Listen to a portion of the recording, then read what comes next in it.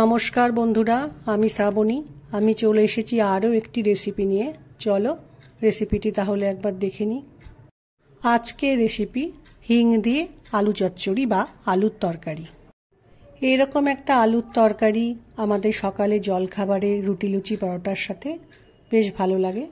এই তরকারিটা রান্না করতে বেশি কিছু লাগে না, সেজন্য খুব তাড়াতাড়ি হয়েও যায়। ভিডিওটা প্রথম থেকে শেষ পর্যন্ত দেখার অনুরোধ রইল। রান্নার শুরুতে একটা ননস্টিক তাওয়াতে আমি অল্প পরিমাণে সর্ষের তেল গরম করতে দিলাম। তেলটা গরম হয়ে গেছে, এবার আমি গরম তেলের মধ্যে 5 ফোড়ন দিয়ে নিলাম। কালো জিরে ফোড়ন দিয়েও রান্নাটা করা যায়, কিন্তু 5 ফোড়নে বেশি স্বাদ হয়। কাঁচা লঙ্কা ফোড়নে দিলাম। ফোড়নটাকে একটু ভালো করে ভেজে নিতে হবে।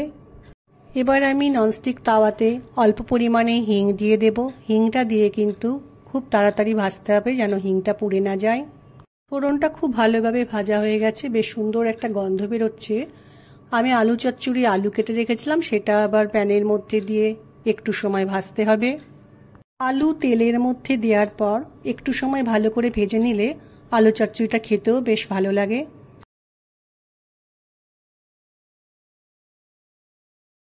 একটা ছোট টমেটো ছোট ছোট টুকরো করে কেটে রেখেছি, সেটা এবার আলুর মধ্যে দিয়ে নিলাম। আলুর মধ্যে টমেটো দেওয়ার পর একটু সময় ভালো করে রান্নাটা করে নিতে হবে।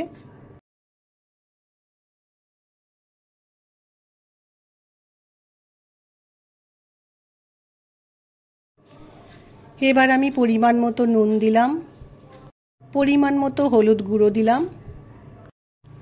হলুদ গুঁড়ো ও নুন আলুর সাথে ভালো করে মিশিয়ে নিয়ে আর একটু সময় রান্নাটা করে নিতে হবে।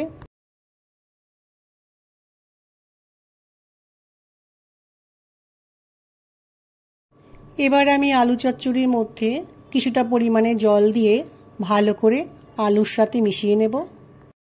এই আলু চচ্চড়ি রান্নাটা আমি একটু ঝোলঝোল রাখবো, একদম শুকনো করব না।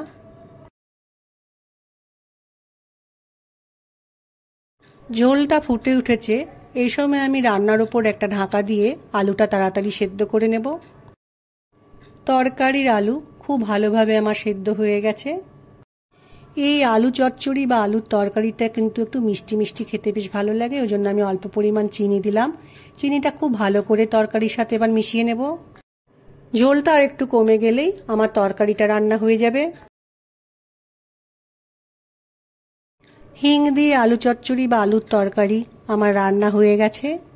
সকালে রুটির সাথে বা রাতে রুটির সাথে এরকম একটা তরকারি গরম গরম খেতে কিন্তু আমাদের বেশ ভালো লাগে।